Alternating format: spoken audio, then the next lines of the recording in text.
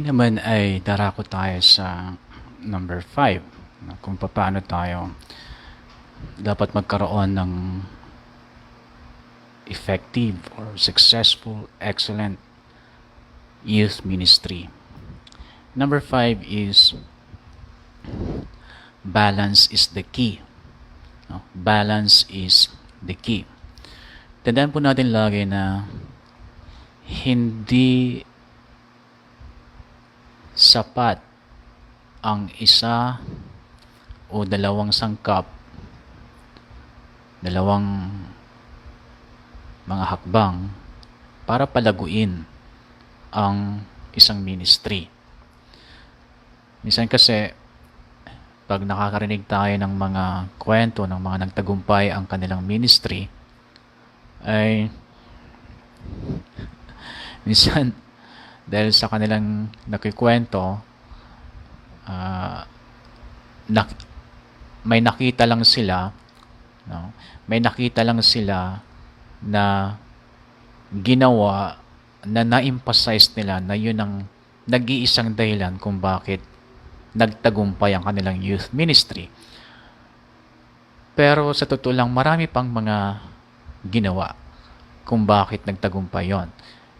So, hindi natin dapat i-emphasize ang isang klase ng work, spiritual work or spiritual activity na ginawa natin. Hindi natin dapat ito i-emphasize na ito lang yung napaka-importanteng ginawa kung bakit naging matagumpay ang ministry. Kasi balance is the key. Hindi iisa ang hakbang para magtagumpay. Maraming hakbang. Pero, yung mga maraming hakbang na ito, binabalanse.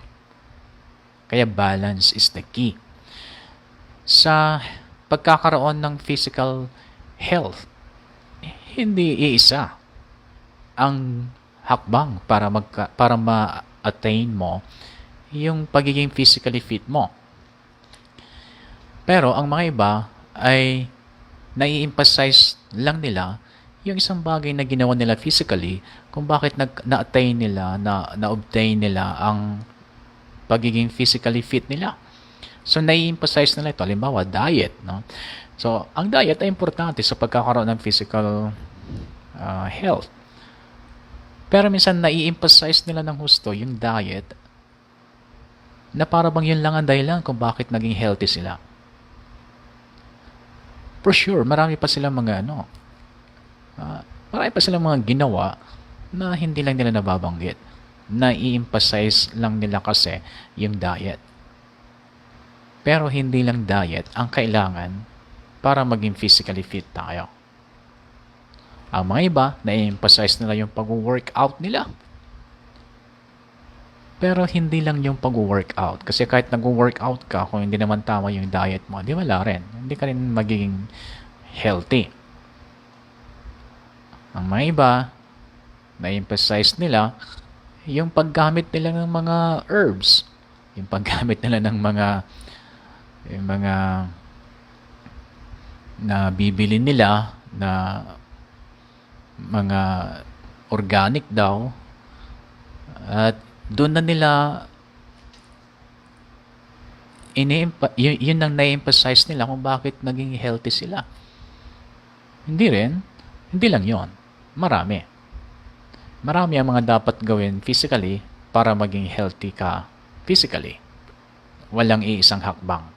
Maraming hakbang. Likewise, sa ministry, ganun din. Sa youth ministry, ganun din. Pero ang susunod dito, pagka binabalanse mo, yung pagbabalanse, magpuproduce ng health.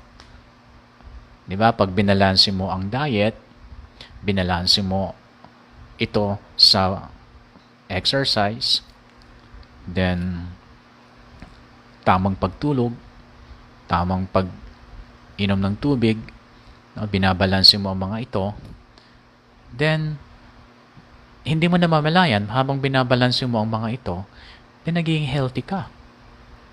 At kung ikaw ay bata pa, at healthy ka, then yung health na yun magpuproduce ng growth sa iyong physical na pangangatawan. Kaya yung mga healthy, nag-grow. Okay? So kung tayo ay naging healthy physically, di mag-grow tayo physically. Kapag naging healthy tayo spiritually, mag-grow tayo spiritually. Kapag naging healthy yung ministry, mag-grow yung ministry. So balance is the key. There is no one key to success. Okay? But there are many keys, but we need to balance them. Okay, paano natin ito nalalaman? Ano ba yung mga dimension ng growth ng isang ministry para masabi natin ito ay healthy? No? Ganito yan. Nabasa ko rin lang sa isang best-selling book. Sabi niya, una, a church will grow larger through evangelism. A church will grow larger through evangelism. Pero makakarinig ka ng mga church na ini-emphasize ng gusto yung evangelism dahil yun daw ang nagpalago sa church nila. Ngayon, tama na ang evangelism ay nagpapalago. Pero hindi tama na yun lang ang nagpalago sa church. Kundi isang dimension ito ng church na dapat pinapalago. Pero hindi lang yon. Okay? Yan, sabi niya, a church will grow stronger through worship. Lumalakas ang church kapag ito ay worship-oriented. Pero makakarinig ka ng mga churches na nagsasabing lumago ang kanilang church dahil sa worshiper sila because of the spirit of worship na nandun sa church nila. Kaya daw lumago yung church nila. Ayan, tama na sabihin na ang worship ay nakakatulong sa paglago ng church. Pero, mali na sabihin mong worship lang ang magpapalago sa church. Dahil ang church lumalawak through evangelism.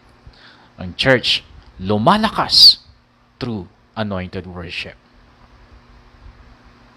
Pero hindi mo pwedeng piliin lang ang isa doon at i-emphasize na yun ang dahilan kung bakit lumago ang isang church. Dahil hindi. Anong mangyayari sa church pag worship na ng worship, walang evangelism? Anong mangyayari sa isang church na nag-evangelize, walang worship? So balance is the key. You need to balance your youth ministry. Next, a church will grow warmer through fellowship.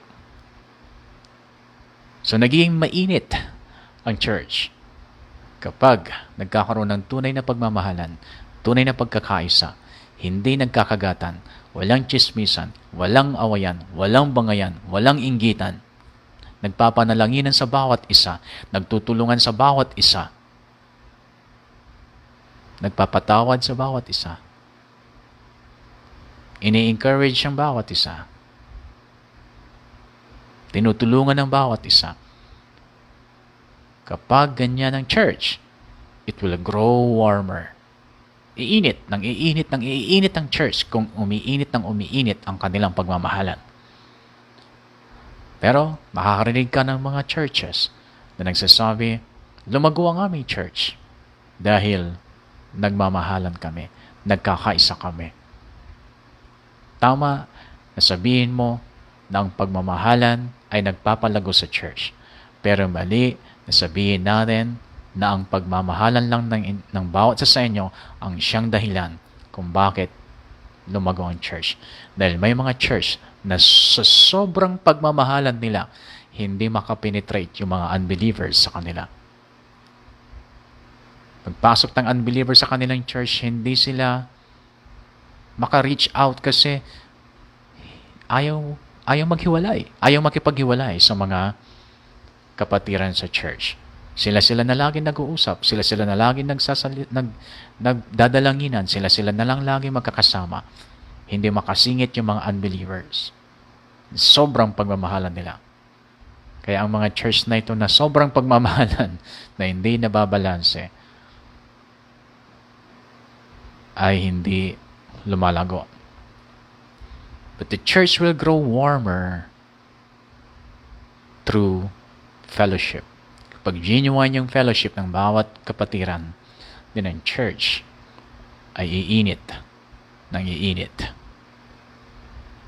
Next is, a church will grow deeper through discipleship. Hindi lalalim ang mga members sa kanilang pagmamahal sa Lord, sa kanilang pananampalataya, sa kanilang pagkakaunawa sa Biblia. Hindi lalalim yan kapag walang discipleship. Hindi magiging doer of the word. Hindi magiging obedient Christians yung mga members kapag walang discipleship. Discipleship is important dahil ito ang nagpapalalim sa bawat membro. Ito ang nagpapalalim sa buong church. Tama na sabihin natin na because of discipleship, ang church ay lumalago. Pero mali na sabihin natin na yun lang ang nagpalago sa ating church. Totoo, pinalago niya ang ating church. Paano niya pinalago? Pinalalim niya ito sa pundasyon. Pinalalim niya ito sa pananampalataya, sa kanilang pangunawa, at sa kanilang pagmamahal sa Lord. Subalit ang nagpapalakas sa church ay ang worship, ang nagpapalaki sa church ay evangelism, at ang nagpapainit sa church ay fellowship. Ang nagpapalalim sa church ay discipleship.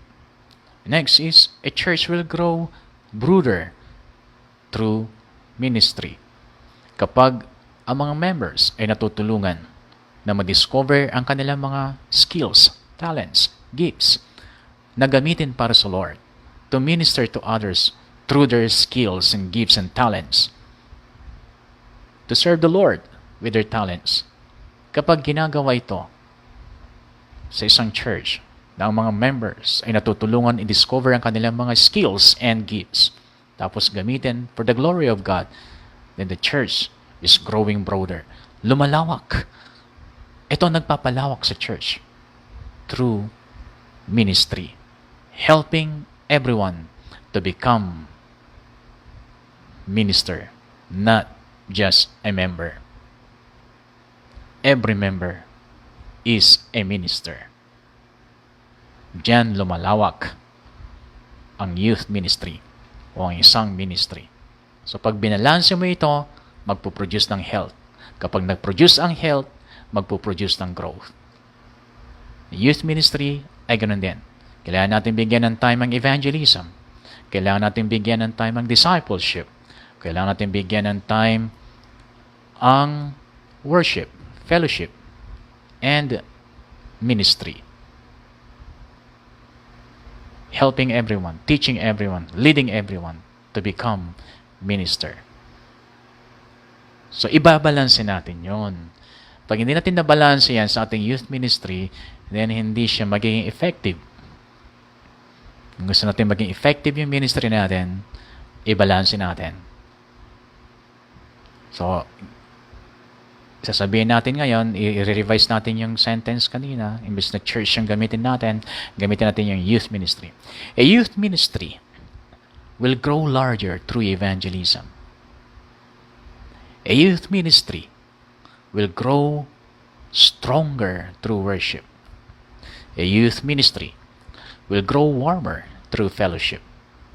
A youth ministry will grow deeper through discipleship.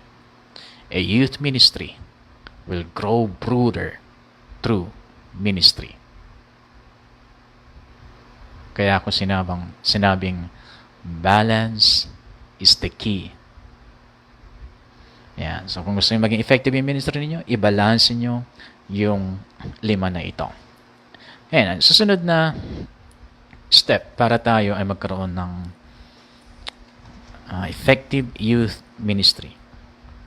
Number 6 is be a mentor. Be a mentor. Ito ay to the next level na ito ng isang leader. Kapag hindi ka naging mentor sa mga young people na nasasakupan mo, ay hindi mo ma-expect na lalago yung mga nasasakupan mong kabataan at hindi mo maasahan na i-mentor din nila ang iba. Ang dahilan kung bakit nagme-mentor tayo para balang araw magiging mentor din sila ng iba. Ang pagiging mentor ay pagpasa ng baton. Kaya the way we teach the Word of God, dapat meron siyang mentoring. The way we preach the Word of God, dapat meron siyang mentoring. The way we counsel someone, dapat meron siyang kasamang mentoring. The way we talk to the youth, yung mga youth na kung saan responsible tayo, kailangan meron siyang mentoring style. Dahil kailangan ito ng isang young people na may nagme-mentor sa kanya. May mga nabibless ako ng mga young people na nag-excel sila na hindi lang naman ako nakapag-mentor sa kanila, pero alam kong naging malaking bahagi ako ng buhay nila dahil sa pag-mentor ko sa kanila. At kung binabalikan ko yung mga kabataan na ito dati na ngayon ay mga successful na sila sa mga larangan na pinursu nila, na alam nilang si Lord ang nagbigay sa kanila ng skills na yan at naging successful sila. Tuwang-tuwa ako, pero minsan nalulungkot ako dahil i-compare ko sa mga hindi sumunod sa mentoring, sa mga sumuway sa mga mentoring, ay kabaliktaran nangyari sa kanila. Hindi sila naging successful, hindi sila nag-excel sa isang bagay, hindi sila nag-excel sa larangan na kung saan sila sana itinawag ng Lord. Hindi nangyari sa kanila yun kasi nag-refuse sila sa mentoring. Pag sinabi ko nag-refuse, hindi sa ayaw nila makinig, kundi nakikinig sila, pero meron silang ibang isinasagawa. At dito ko nakita na mas mabilis pala yung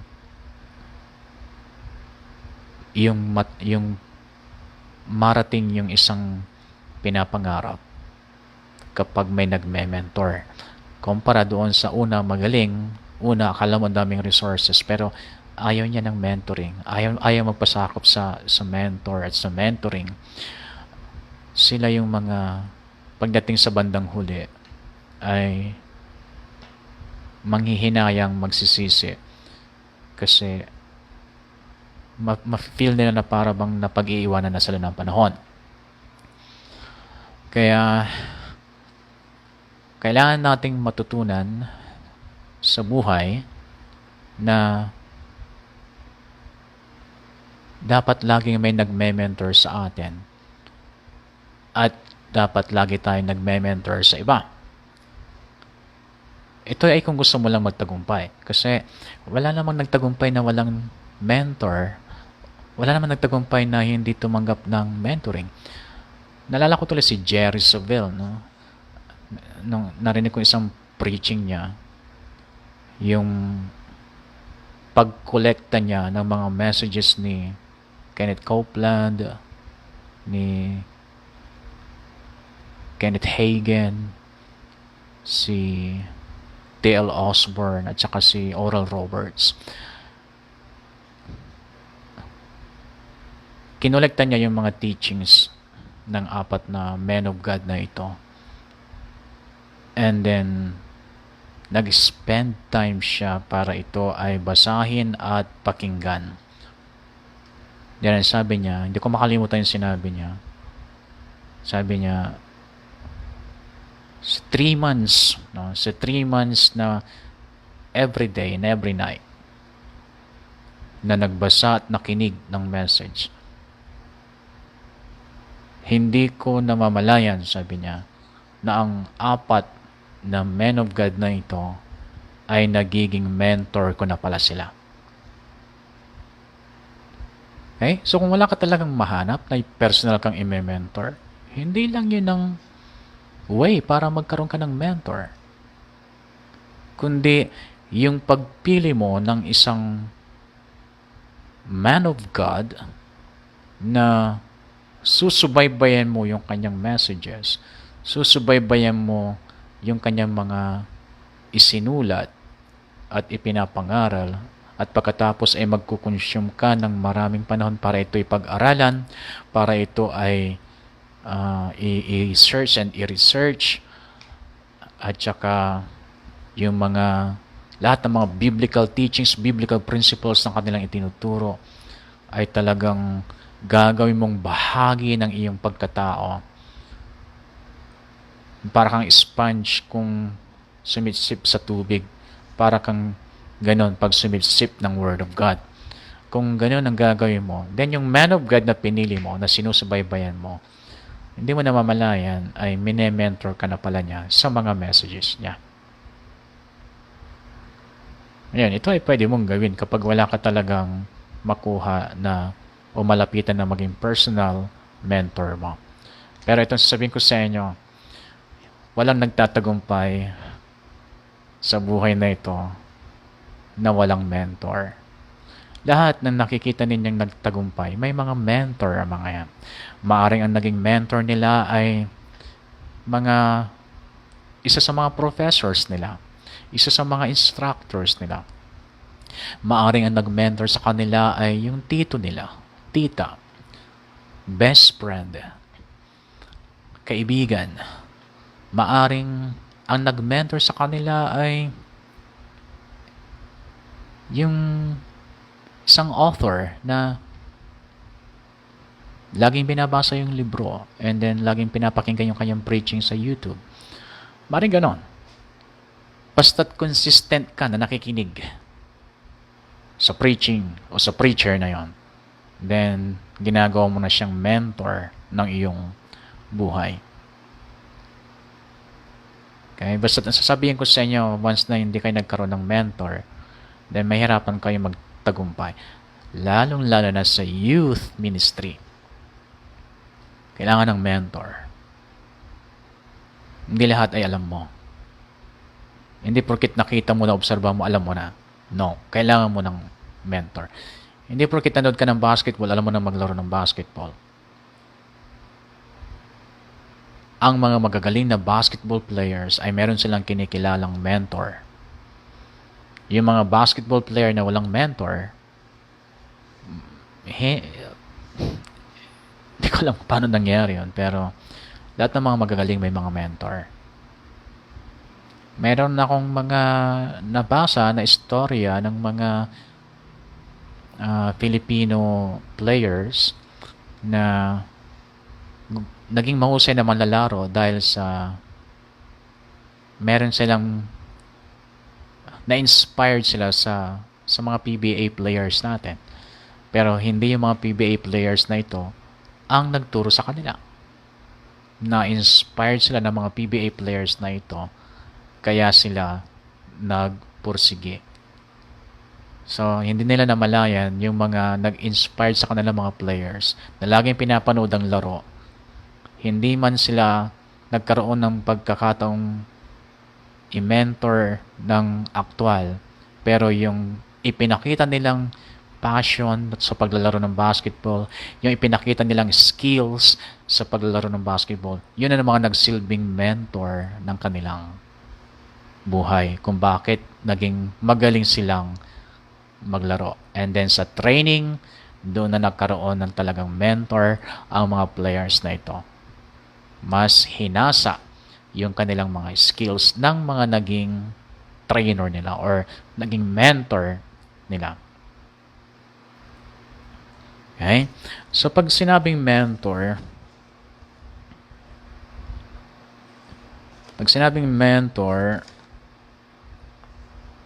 nagsisilbi silang counselor. Kapag nag-mentor ka, nagbibigay ka ng counsel. Kinang-counselan mo siya doon sa area na gusto mong ma-develop sa kanya. Hindi ka basta-basta nagbibigay ng counsel, kundi siya, saan ba niya gusto mag-excel? At ano ba yung mga gusto niyang matutunan? Then doon mo siya i-mentor. And then kapag hindi mo kasi ito nagawa sa mga kabataan sa church ninyo, ay mas magbibigay sila ng panahon doon sa kung saan nila nakukuha yung mga counsel sa kanila. Pwede sila mag-spend time sa mga sikat na personality dahil doon sila nakakakuha ng counsel. So kapag ikaw ay mentor nila, then dapat nagbibigay ka ng counsel sa kanila. Ito pa, pag ikaw ay mentor, nagsisilbi kang guide nila. Holy Spirit ang guide ng bawat isa. Pero para sa mga hindi pa masyadong establish ang kanilang devotion sa Lord at hindi pa nakaka-recognize ng direction or voice of the Holy Spirit, then magsisilbi kang guide nila as a mentor. Actually, gina-guide mo sila para matutunan nila na makinig sa Espiritu Santo. So, if you are a mentor, you are there to guide them sa tamang landas. Ito pa, to tutor. No? Pag nag-tutor ka sa mga teacher, pag nag-tutor kayo, nagme-mentor kayo. No? Ito pa, to coach. So, ang mga coaches dapat mentor sila. Pero sa mga barangay tournament, makikita nyo na masyadong demanding yung mga coach. Hindi nila alam na dapat sila ay mentor. So, okay lang na magalit ang coach, pero hindi sa punto na parang gusto lang niyang ipakita ang kanyang authority. Kundi pag siya'y nagalit, dapat yung kanyang galit ay mentoring. Nasubukan ko na yon. Yung aking sermon ay counseling. So, dapat ganon. Ito pa, kapag ikaw ay mentor, ibig sabihin to show. Ipapakita mo kung saan siya nagkamali. Ipapakita mo yung kanyang mga mistakes. And then ipapakita mo kung paano niya ito i-improve. Ipapakita mo sa kanya kung saan patungo yung kanyang ginagawa. Basta't ang trabaho ng mentor, nagpapakita. Na ipapakita mo sa kanya yung hindi niya nakikita. Kasi yung mga mini-mentor, madalas yan, hindi nila makikita ang future. Pero ikaw nakikita mo. Ngayon, yung nakikita mo in the future ay ipapakita mo sa kanya. Kung hindi mo maipakita sa kanya, then you're not a mentor. A mentor is to show. To show kung ano yung mga linya, kung ano yung gagawin niya. Kung ano yung dapat ginawa at kung ano yung dapat gagawin. To mentor is to lead. Ililid mo siya. Yan. Sa pagli-lead, maraming nagkakamali dito. Kasi, akala nila, pag sinabi mo na isang bagay, alam na nila. Hindi. Kapag hindi ka sinundan, then you are not an effective leader. Ang nagli-lead, nalalaman niyang naililid niya yung kanyang nililid, kung yung kanyang nililid, nagfa-follow siya. Kaya nga, may mga nagsasabi na may ipapakita mo sa akin ang iyong leadership skills sa mga maipapakita mong sumusunod sa'yo. So, a mentor is a leader. And a leader has followers. Kung walang followers, then you're not a leader. Why? Because you're not a mentor. Ganun lang yun. If you're a leader, you're a mentor. And if you're a mentor, you're a leader. And if you're a leader, you have followers. And then to shepherd, nagpag-aalaga. Yan, inaalagaan mo yung, siyempre, yung relationship ninyo as leader and follower. Then, ipapakita mo sa kanya, ipaparanas mo sa kanya, at ipaparandam mo sa kanya na meron kang malasakit sa kanya. Pag, yung tono pa lang ng pananalita, pagkausap mo siya, ay halata na kaagad kung meron kang concern sa kanya. Pero pag ikaw ay mentor, pag ikaw ay leader, then hindi ka magsasalita na hindi nakakatulong sa kanya. Kaya nga ang mga mentor, ang mga leader ay hindi nila kinukuha sa pasigaw lagi. Kundi sa tuwing bubuksan nilang kanilang bibig, ano ang aking bibitawan na pwedeng magbigay sa kanya ng lesson na sa ganon siya ay matuto sa kung anong specific na gusto mong matutunan niya. Okay? So, be a mentor. Kung gusto nyo talaga na maging successful yung youth ministry, ang mga youth sa church ninyo, kailangan nila ng mentoring. Yan. Kasi yung pag may mentor sa kanila, doon din nila natututunan kung ano yung mga dapat nilang gawin in the future. Ipapasa din nila yung baton sa iba balang araw. Kasi anong ipapasa nila sa iba kung wala silang nasalo? Di ba? Kung wala kang naibigay sa kanila, kung wala kang naipasa sa kanila, then anong ipapasa nila sa iba?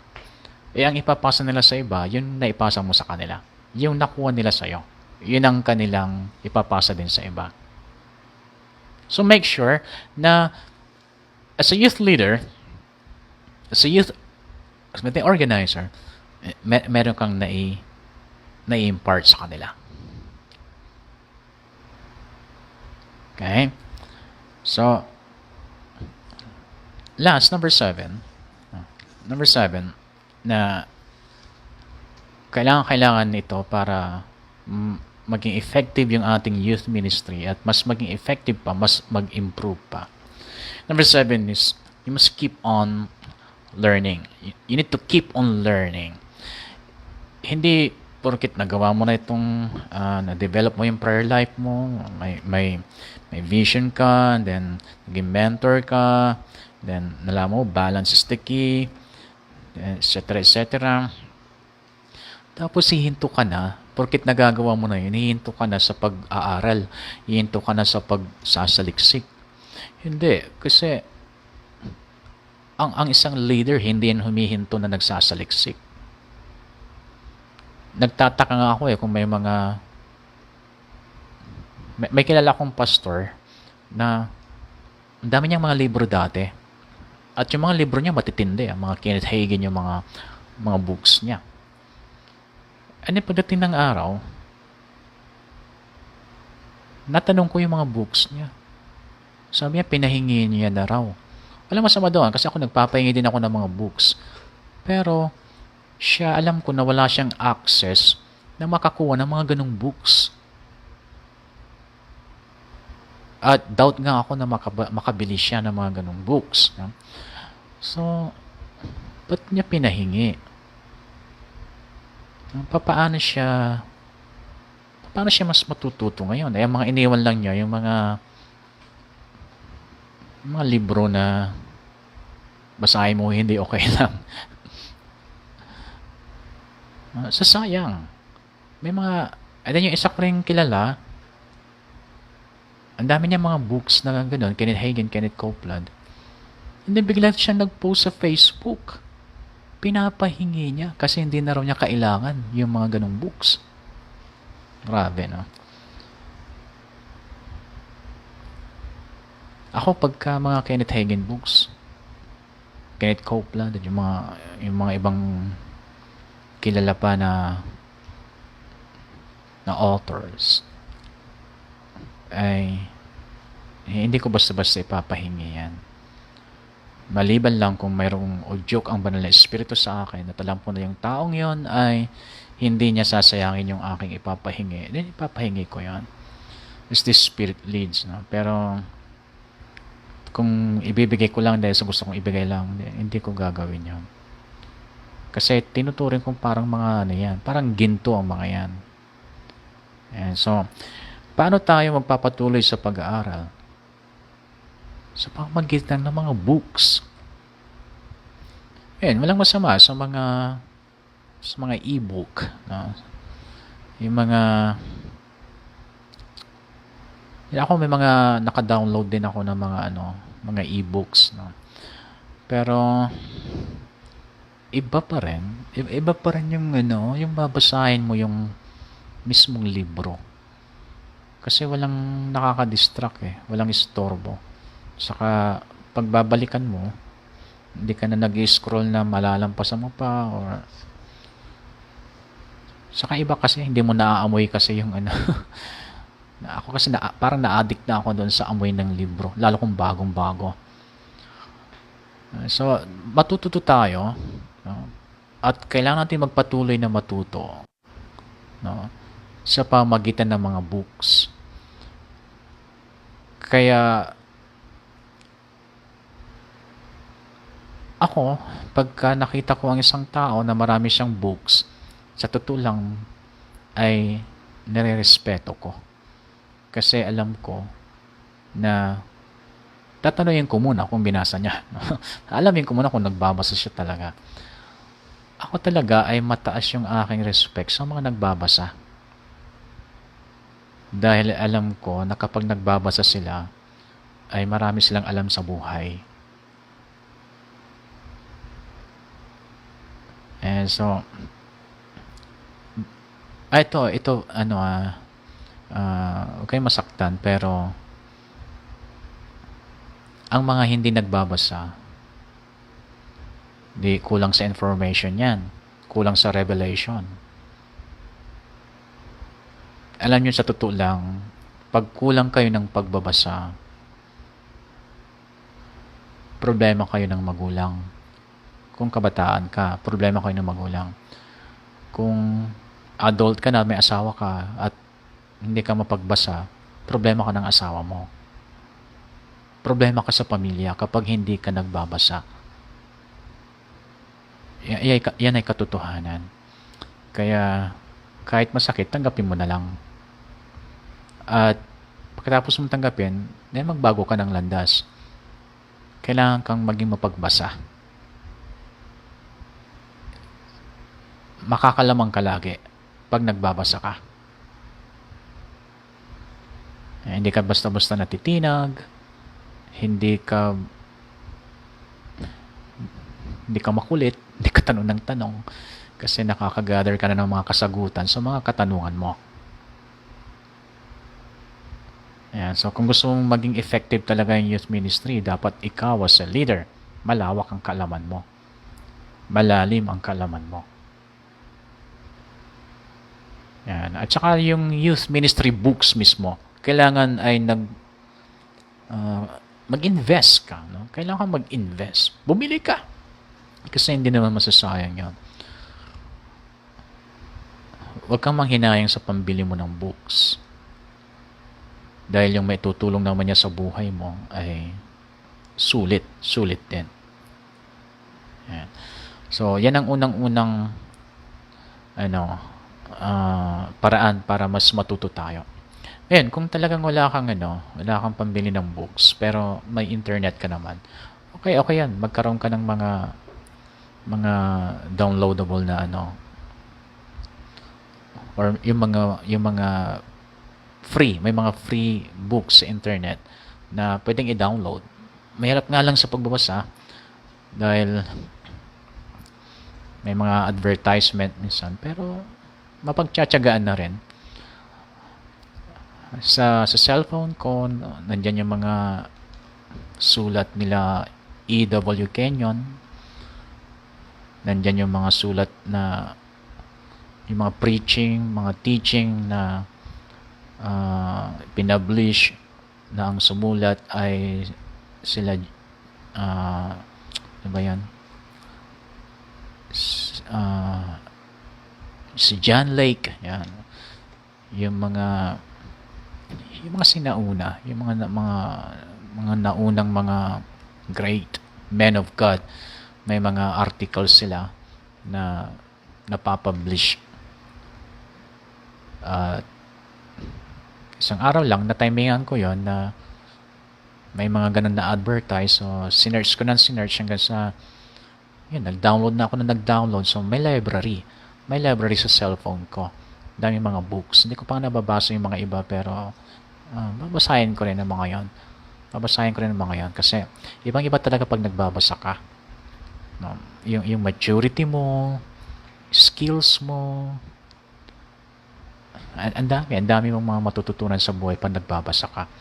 Kaya nga dyan sa Rema, di ba, may mga reading assignment kayo sa mga subjects ninyo. So, importante yon.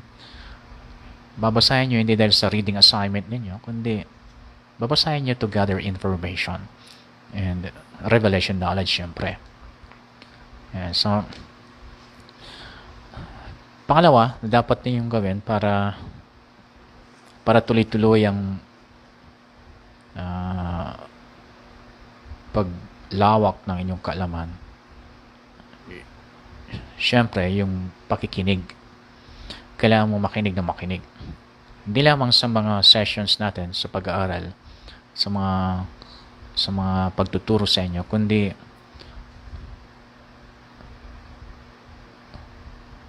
dapat may mga collection of preachings, anointed teachings. Kasi dati, nung ako yung nag-aaral dyan, yung cartridge. So, bawal ang mag-record dati. Pero nagpaalam ako kay, hindi ko na matandaan kung kanino ako nagpaalam, pero pinayagan niya ako. So, pinauwi niya sa akin yung mga gusto kong hiramin na tapes. So, syempre, ang pipiliin ko kaagad yung marami-rami. So, nandun yung mga camp meeting ni Kenneth Hagin. Yung camp meeting niya, laking parang mas malaki pa sa malaking libro. And then, punong-puno yun ng mga cartridge, mga messages ng mga naging guest speakers sa camp meeting nila. So, hiram ako ng 2 hanggang 3, then iuwi ko yun. Then, sa mga nasisave ko na pera, kasi pag nandyan ako, kahit hindi masyadong malaki yung budget, ay kahit paano nagsisave ako. At nagsisave ako para may maibili ako ng mga bakanting cartridge. Pag nasa bahay na ako, double purpose, pakikinggan ko, and at the same time, nagre-record ako. Gumagawa ko ng sarili kong kopya. At yung mga kopya na yun, ang tagal sa akin yan. Ang tagal sa akin, ang isang copy ng cartridge, isang message, ang iba doon ay mahigit 100 kong pinakinggan, 100 beses. Lalo na yung mga messages ni Jerry Savelle. Sa time na yan talagang gustong gusto ko ng mga preaching ni Jerry Savelle. Kaya paulit-ulit yan. Araw-araw ay may time akong makinig ng preaching. Kahit ganitong oras na. Kasi anong oras na dito? Ngayon is alas 2 a.m. Kahit ganitong oras, nakikinig pa rin ako ng preaching hanggang sa matulugan ko na. Yan. Then paggising ko ng umaga, gutom na gutom ako sa Word of God. Then, kung wala namang importanteng gagawin, makikinig muna ako bago babangon. Pero kung may importanteng gagawin ko muna, then bibilisan ko, hindi mamaya babalik ako para makinig na ng teaching and preaching. At yung pakikinig na yon ay natuto ko na ako ng natuto. So, kailangan yon para maging effective yung youth ministry ninyo. Maging yung mga teaching about youth ministry na kailangan nyo itong pakinggan ng pakinggan. Kahit na ongoing na yung magandang flow ng youth ministry, hindi pwedeng hihinto ang pag-aaral. Kailangan continuous pa rin. Sabi nga ni Jesus Christ sa atin, di ba? If you continue in my word, then you are my disciples. Ang disciple ni Lord, yung mga nagpapatuloy sa kanyang salita. At kapag nagpatuloy tayo sa kanyang salita, then you will know the truth. O yung truth ngayon na nalaman mo, yung truth na yon, then it will set you free. Okay? So, hindi automatic yung freedom. Hindi automatic yan.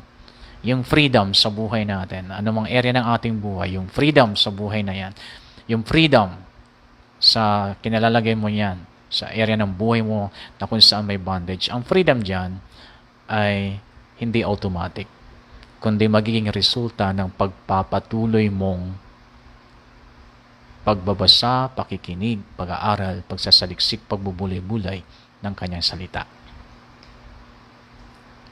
Okay, so ngayon, dahil wala namang hindi naman na uso yung tape, ay ano sa palagay ninyo? Yung kung paano kayo magkakaroon ng collection of teachings na babalik-balikan ninyo. Ako talaga dinisiplina ko ang aking sarili kung ano yung pakikinggan ko sa araw na ito, kung ano yung dapat kong tapusin sa week na ito, kung ano yung mga pakikinggan ko na dapat matapos ko sa buwan na ito. So, hindi dapat mahinto yung ganong kauhawan sa salita ng Diyos.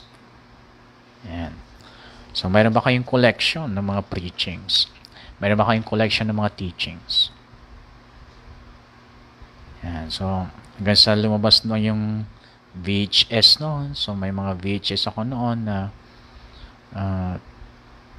nakakatawa din dahil sa mga time na yon, although hindi mo masasabing mayaman ka, pero ako lang naman yung may mga VHS na ganun, at yung mga ibang pastors ay nanghihiram sa akin. Katunayan ay marami pa silang nahiram sa akin na hindi na naibalik.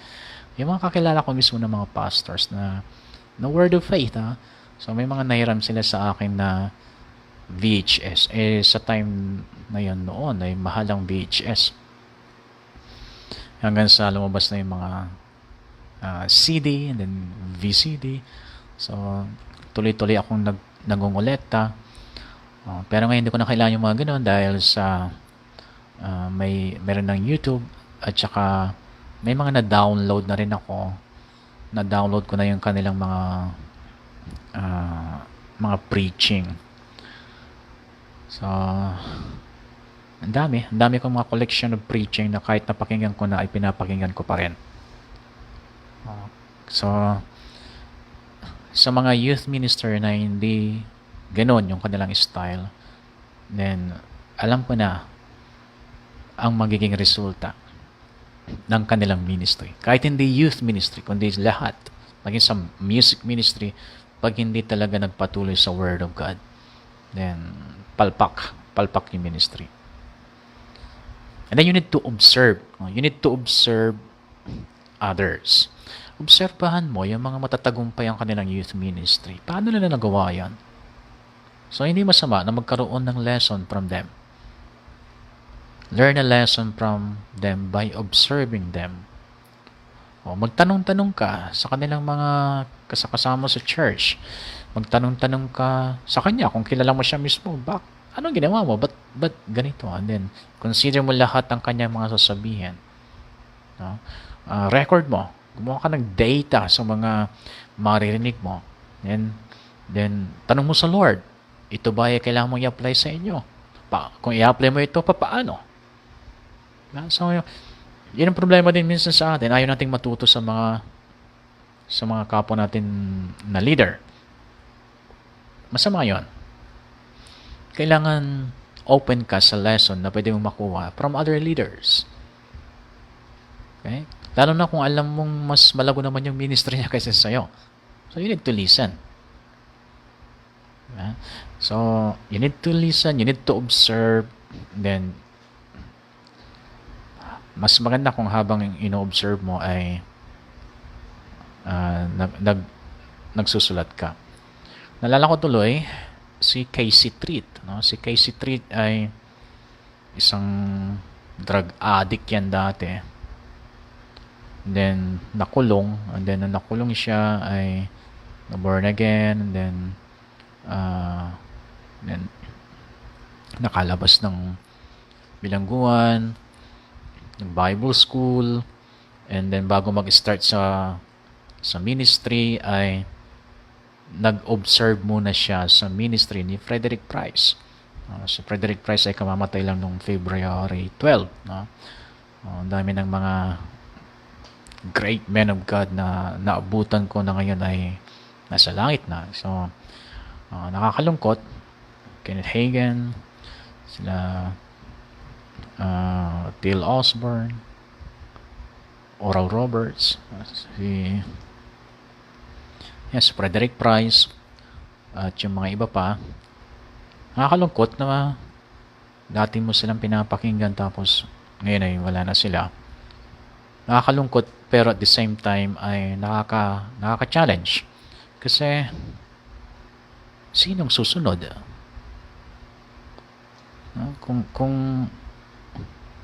Kung ihihinto natin yung pagtuturo, sinong susunod? Maayos ang pagpundasyon nila sa ministry, sa church. Kaya itong si Casey Treat ay nag-observe muna siya kay Frederick Price bago siya nag-solo sa ministry. Nagsulat siya habang nag-observe kay Frederick Price. Yung church ni Frederick Price ay nasa California. Si Casey Treat, pagkatapos niya mag-observe sa ministry ni Frederick Price, nagsulat siya na nagsulat. And then, nung nag-start na siya sa ministry, ay halos kaparehas ng ministry ni Frederick Price ang naging ministry ni Casey Treat. At yung church ni Casey Treat ay nasa Washington. At siya mismo ay aaminin niya sa kanyang sarili na ang kanyang pamamalakad sa church niya ay mostly ay natutunan niya kay Frederick Price na inobserbahan niya ng aktwal. Si Casey Treat, puti. Si Frederick Price, black. Ilan lang yung ganon na white man tapos magpapasakop sa black man. Ilan lang yung ganon. Pero hindi pinairal ni Casey Treat ang kanyang pride. So, ano nangyari? Nagtagumpay siya. Kung hindi niya lalamunin yung kanyang pride, sino ba yung black man na ito? Para ako'y matuto. Kung pinairal niya yung pride, di wala yung Wala yung church na ganun katagumpay sa church na kanyang hinandalan. So we need to learn from others. Be open pagka kayo nag-observe sa ibang ministers, sa mga ibang youth leaders. Ang dami mga magagaling na youth leaders, no? Na kahit hindi sila perfect, no? Pero may matututunan kayo sa kanila. Keep on learning. You need to keep on learning. Okay? Then paano pa natin ito gagawin? Ito. Dito na tayo magtatapos. You need to evaluate. Evaluate your performance. Evaluate yourself. Yung, halimbawa, ngayon, makikipag-usap ka sa mga young people. Then, pagdating mo mamaya sa bahay, bago ka matulog, evaluate mo muna yung sarili mo. Paano ka nakitungo? Paano ka nakipag-usap sa mga young people? Yung way ba ng pagsasalita mo, hindi ba naka-offend sa kanila? Yung mga sinabi mo ba sa kanila, biblical ba? Yung mga ipinakita mo sa kanila ay dapat bang ganun na ipinapakita ng isang leader? You need to evaluate yourself. Huwag mong palimpasin yung isang araw na hindi mo ini-evaluate. Na, bahala na. Hindi, kailangan i-evaluate mo yung sarili mo. Nasa ganun, everyday nag-i-improve ka. Okay? Kung kailangan mo magtanong sa iba para mas ma-evaluate mo ang sarili mo, tanong ka sa iba kung anong masasabi nila sa'yo. Then, maging ready ka na natanggapin yung anong magiging comment nila kasi yun ang impression sa kanila eh. Ganun yung kanilang pagkakakilala sa'yo eh. So, tanggapin mo na ganun yun. Kasi, pag ayaw mo, yung sinabi nila sa'yo, kung ano yung mga comment nila sa'yo, di magbago ka. I-consider mo lahat yung mga sinasabi nila sa'yo, positive and negative. Kung positive yung sinabi sa'yo, baka naman binubola ka lang. Kung negative yung sinabi sa'yo, baka naman totoo. Okay, so, ang point dito, you need to evaluate. Kasi pag nag-evaluate tayo, natututo tayo. Lumalago tayo. Nadidevelop yung ating personality kapag tayo ay nag-evaluate. At saka, mas lalo nating mapapabuti ang ating serbisyo kapag ini-evaluate natin yung ating sarili. Kaya nga sa mga establishment, di ba, nagbibigay sila ng mga comment card para tanggapin lahat yung comments ng tao, negative man or positive. Kung positive, okay, may kinukolekta yan. And then sa meeting nila, then i-appreciate nila yung team kasi may mga good comments. And then sabihin nila yung mga bad comments. Na ito naman yung mga bad comments ng mga negative comments ng mga tao. But we need to consider it. And then babasahin nila isa-isa and then i-evaluate nila ang kanilang performance. Bakit ganon yung comments ng mga tao? Anong purpose? Para hindi na maulit. Bakit mo ini-evaluate ang sarili mo? Kasi para hindi na maulit yung mga pagkakamali. Pag hindi mo ini-evaluate ang sarili mo, di paulit-ulit na mauulit. Gusto mo bang ganun na lagi? Paulit-ulit na lang lagi yung pagkakamali. Dahil sa ayaw mong tanggapin yung mga negative comments sa'yo. Evaluate yourself. You need to evaluate yourself, evaluate your performance, then evaluate the ministry. Evaluate mo yung ministry. Bakit ganito? Yan, para mas mag-improve yung ministry. Yan. So, ang pag-evaluate talaga ay continuous. Hindi yan dapat minsanan lang. Hindi. Alam niyo ang mga matatagumpay na mga company ay hinubog ng evaluation. Pangalanan nyo na lahat. Sabihin mo na lahat ng mga pangalan nila. Mall. Ano mga mall na matatatag? Sabihin natin SM. Alam niyo ba na hinubog ng evaluation ng SM? Magtanong-tanong kayo sa mga leadership team nila. Mag-search kayo sa internet paano sila mag-manage ang kanilang company. Laging may evaluation. Yung mga matatatag na sa food industry, grabe yung kanilang evaluation. Kinukonsider nila lahat ang negative comments ng mga tao. So, ang mga iba sa kanila ay gumagawa ng page nila sa Facebook para mas open yung mga pagpaparating ng comments sa kanilang serbisyo. At pag may mga negative comments, hindi nila sinasagot ng pabalang yung mga nagko-comments. Pero nire-replyan sila ng may consideration at mayroong pagpapasalamat. Kasi sa pamamagitan nun ay mapapabuti nila ang kanilang serbisyo, ang kanilang performance. Sa atin, sa youth ministry, para mas mapabuti ang ating youth ministry, ay kailangan natin magpatuloy na mag-evaluate. Okay? So sa ngayon ay dito tayo magtatapos. So kita tayo ulit sa next meeting. You're blessed.